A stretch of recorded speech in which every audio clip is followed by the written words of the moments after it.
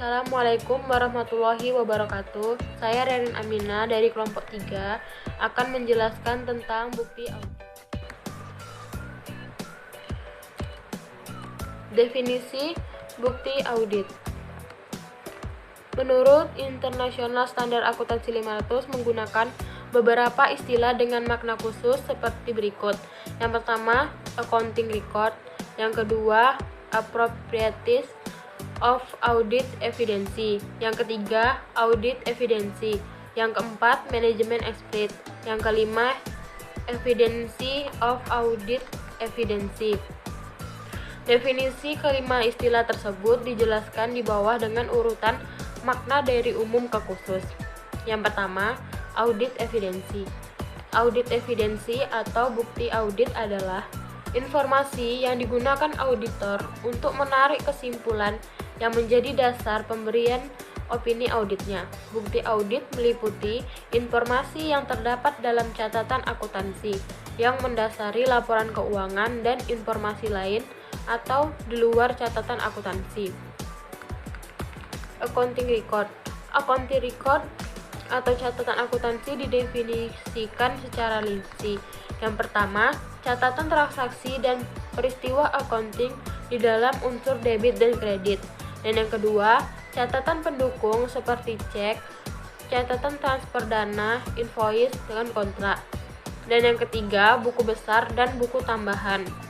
Yang keempat, jurnal dan koreksi penyesuaian. Dan yang kelima, catatan berupa worksheet dan spreadsheet yang mendukung alokasi beban biaya, berbagai perhitungan, rekonsiliasi, dan pengungkapan. Yang kedua, appropriateness of audit evidence atau biasa disebut dengan ketepatan bukti audit. Ketepatan buku audit adalah ukuran mutu atau kualitas suatu bukti audit. Ukuran kualitas dari bukti audit ditunjukkan oleh relevansi dan kendala dalam mendukung kesimpulan yang menjadi dasar pemberian opini auditor. Menurut International Standard Akuntansi 500, alinea A27 sampai dengan A30 memberikan contoh-contoh mengenai relevansi bukti audit. Yang pertama, itu ada relevansi berhubungan secara logis dengan atau berdampak terhadap tujuan prosedur audit, dan dalam hal tertentu dengan arsensi yang dipertimbangkan. Relevansi dari informasi yang digunakan sebagai bukti audit bisa dipengaruhi oleh arahan pengujian atau direction of testing. Dan yang kedua, sebaiknya jika tujuan prosedur audit adakah menguji adanya salah saji terlalu rendah dalam ekstensi utang dagang, maka pengujian utang dagang yang tercatat tidak relevan. Yang ketiga, serangkaian prosedur audit mungkin akan menghasilkan bukti audit yang relevan untuk asersi tertentu, tetapi tidak untuk asersi lain. Contohnya, inspeksi dokumen yang berkaitan dengan penerimaan tagihan piutang sesudah lewat tanggal laporan posisi keuangan bisa merupakan bukti audit tentang eksistensi dan penilaian.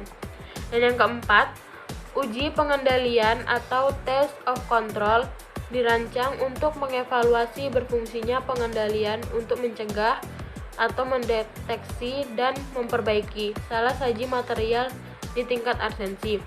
Dan yang kelima, prosedur substantif dirancang untuk mendeteksi salah saji dan material yang tingkat arsensi.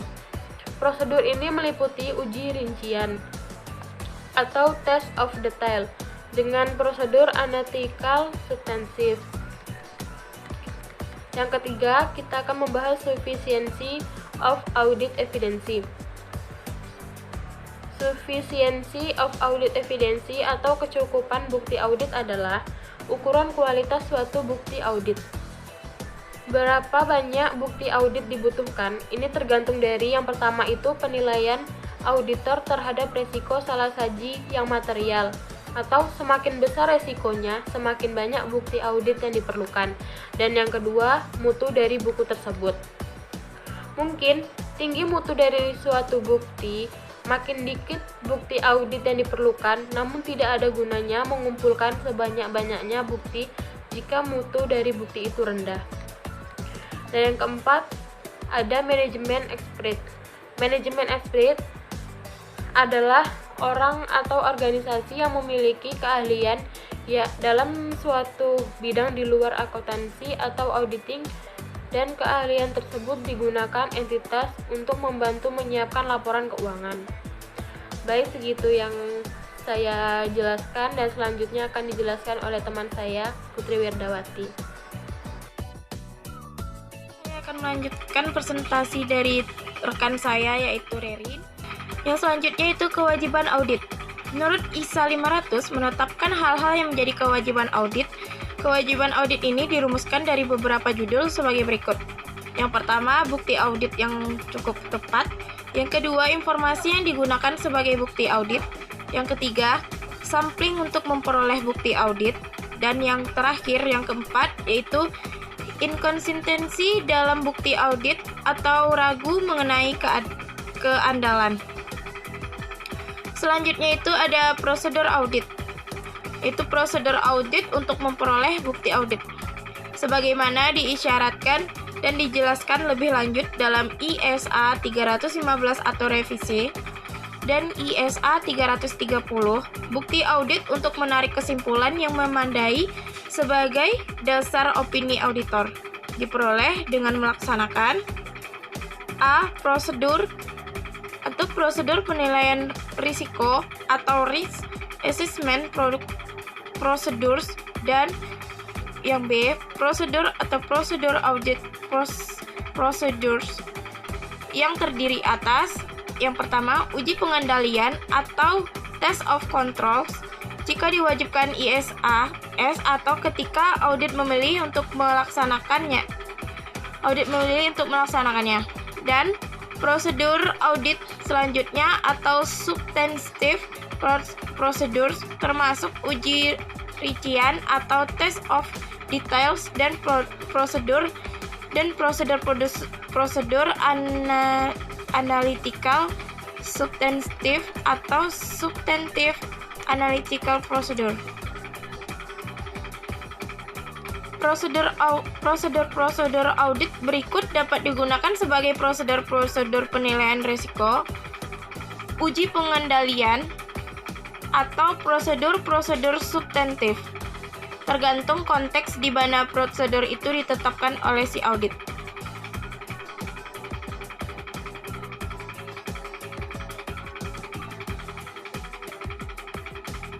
Dan di prosedur itu terbagi menjadi 7, yang itu pertama inspection atau inspeksi, yang kedua observation atau pengamatan, yang ketiga external confirmation atau konfirmasi eksternal, yang keempat regulation atau penghitungan kembali, yang kelima reformation atau lakukan kembali, yang keenam analytical procedure atau prosedur analytical, yang ketujuh inquiry atau bertanya.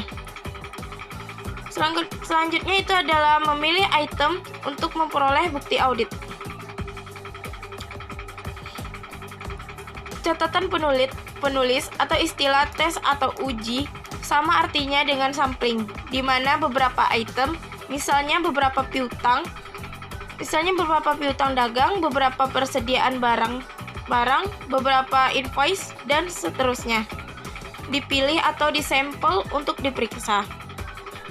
Uji yang efektif atau effective test akan memberikan bukti audit yang tepat. Dalam pengertian, bersama-sama bukti audit yang sudah atau akan diperoleh cukup atau memadai untuk keperluan audit.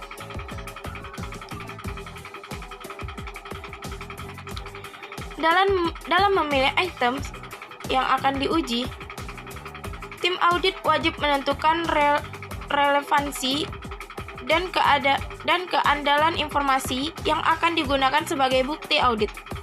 Hal yang dapat dilakukan audit dalam memilih items yang akan diuji itu ada 3. Yang pertama, dipilih semua item atau pemeriksaan 100%. Yang kedua, dipilih item tertentu atau specific item. Dan yang terakhir, yang ketiga, sampling untuk audit atau audit sampling. Sekian presentasi dari kami di bab 5, dan kami akan melanjutkan di bab 6. Yang pertama, saya akan menjelaskan definisi pengendalian internal. Menurut Tuana Kota 2015, pengertian pengendalian internal merupakan bagian dari TCWG, manajemen dan karyawan lain untuk menangani risiko kecurangan yang mengancam pencapaian tujuan entitas seperti pelaporan keuangan yang andal. Tujuan pengendalian internal perusahaan perlu memiliki suatu sistem pengendalian internal untuk menjamin tercapainya tujuan yang telah dirancangkan oleh pemilik perusahaan. Menurut Tuana Kota 2014, tujuan pengendalian internal secara garis besar dapat dikelompokkan menjadi 4 bagian. Yang pertama, strategi, sasaran utama atau high level good yang mendukung misi entitas. Dan yang kedua, pelaporan keuangan atau pengendalian internal atas pelaporan keuangan. Dan yang ketiga, operasi atau pengendalian operasional. Yang keempat, kepatuhan terhadap hukum dan ketentuan perundang-undangan. Selanjutnya, komponen-komponen pengendalian internal. Istilah internal control yang digunakan dalam International Standard Akuntansi 315 lebih luas dari sekadar kegiatan-kegiatan pengendalian atau kontrol aktivis, seperti pemisahan tugas, proses otorisasi, dan rekonsiliasi saldo. Menurut Tuana Kota 2014, pengendalian internal dalam International Standard Akuntansi 315 terdiri dari 5 komponen. Kelima komponen tersebut adalah sebagai berikut yang akan dijelaskan oleh Putri Wirdawati. Assalamualaikum, saya akan melanjutkan presentasi dari rekan saya yaitu Rerin Aminah. Selanjutnya itu ada tentang komponen-komponen pengendalian internal. Menurut Tuan Kota tahun 2004, komponen terdiri 5 bagian, yaitu ada lingkungan pengendalian atau control environment. Yang kedua ada risk assessment atau penilaian risiko. Yang ketiga ada sistem information system atau sistem informasi. Yang keempat ada control activities atau kegiatan pengendalian. Dan yang kelima ada monitoring atau pemantauan. Yang pertama itu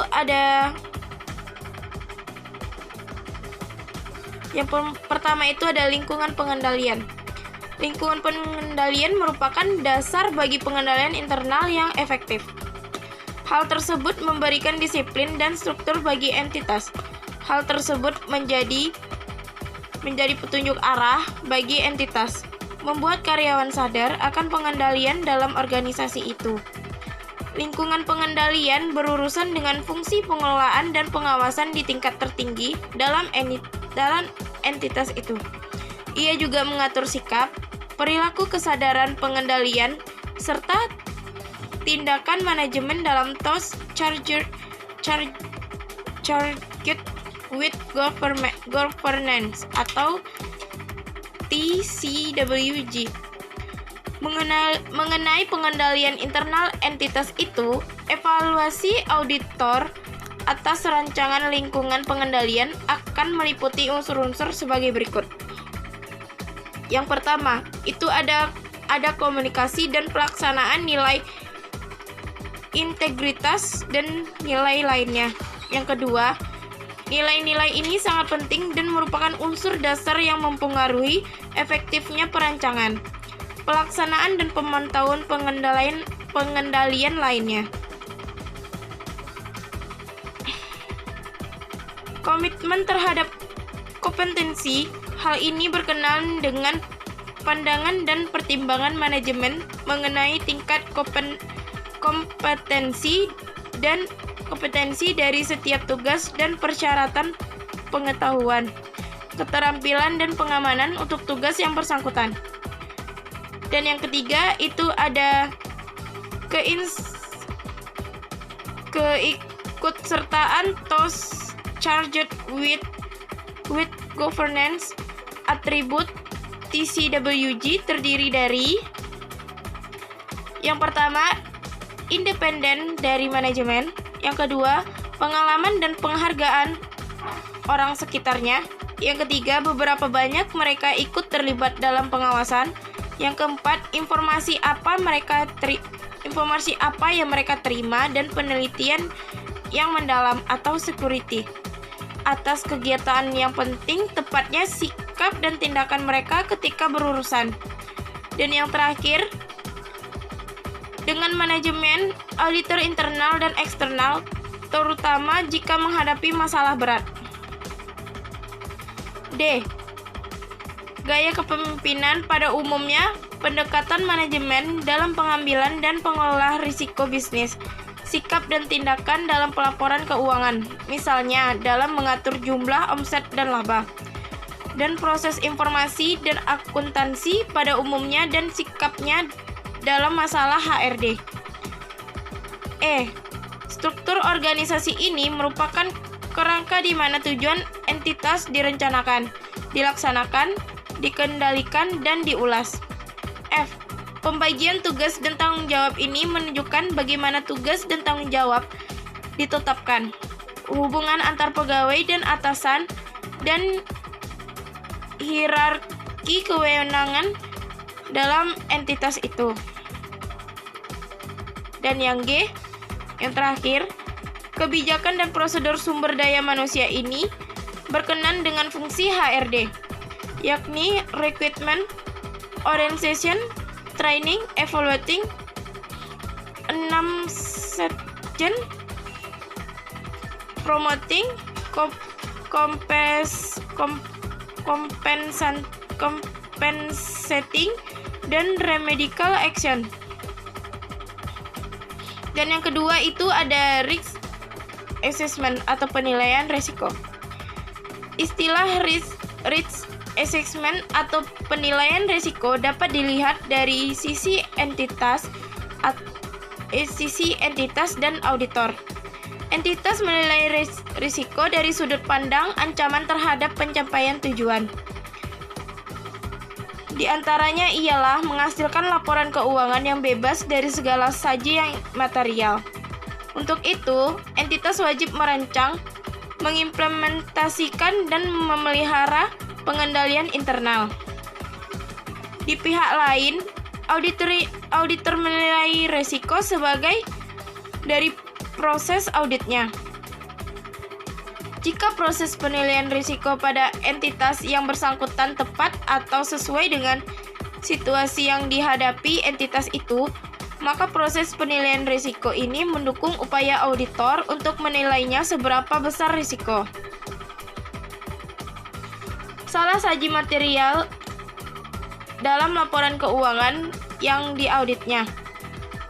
Proses penilaian risiko pada entitas yang bersangkutan umumnya berurusan dengan hal-hal sebagai berikut. Yang pertama, perubahan dalam lingkungan operasi entitas. Yang kedua, karyawan senior yang baru bergabung dengan entitas. Yang ketiga, sistem yang baru atau mengalami perubahan besar-besaran. Dan yang keempat, perubahan yang cepat. Kelima, teknologi baru. Keenam, model bisnis, produk atau kegiatan baru. Yang keenam, restrukturisasi korporasi. Yang ketujuh, peluasan kegiatan di luar negeri. Dan yang terakhir atau yang ke-8, terbitnya pernyataan akuntansi atau accounting pronouncement yang baru. Selanjutnya itu ada informasi sistem atau sistem informasi. Aset informasi meliputi infrastruktur atau komponen fisik dan perangkat keras, perangkat lunak, manusia, prosedur, dan data. Banyak aset informasi memanfaatkan IT atau information technology. Sistem informasi mengidentifikasi dalam dan menyebarkan informasi untuk mendukung tercapainya tujuan pelaporan keuangan dan tujuan pengendalian internal. Suatu aset informasi yang relevan untuk tujuan pelaporan keuangan meliput manusia, prosedur, dan data. Banyak aset informasi memanfaatkan IT atau Information Technology. Sistem informasi mengidentifikasi dalam dan menyebarkan informasi untuk mendukung tercapainya tujuan pelaporan keuangan dan tujuan pengendalian internal. Suatu aset informasi yang relevan untuk tujuan pelaporan keuangan meliputi proses bisnis dan aset akuntansi dan entitas yang bersangkutan. Manajemen dan TCWG memerlukan informasi yang andal untuk A. Mengelola entitas seperti perancangan atau planning, penganggaran atau budgeting, pemantauan kinerja atau monitoring performance. B.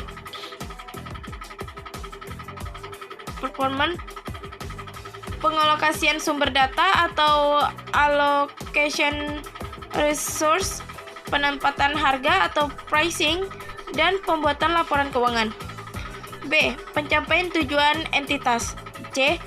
Pengidentifikasi nilai dan menanggapi aset risiko. Selanjutnya itu ada control activities atau kegiatan pengendalian. Kegiatan pengendalian adalah kebijakan dan prosedur yang memastikan bahwa petunjuk dan arahan manajemen atau manajemen directives dilaksanakan. Kegiatan pengendalian ini dirancangkan untuk menanggulangi risiko yang aset terjadi dalam kegiatan sehari-hari seperti pengolahan transaksi dan pengamanan aset atau safeguarding of asset. Umumnya, aktivitas pengendalian yang relevan dengan audit dapat digolongkan sebagai kebijakan dan prosedur yang berkait dengan hal-hal sebagai berikut. Yang pertama, pemisahan tugas. Yang kedua, ada otorisasi. Yang ketiga, aplikasi IT. Yang keempat, ulasan angka-angka realisasi. Dan yang terakhir, yang kelima, itu ada pengendalian fisik. Dan yang terakhir itu tadi ada pemantauan atau monitoring. Monitoring.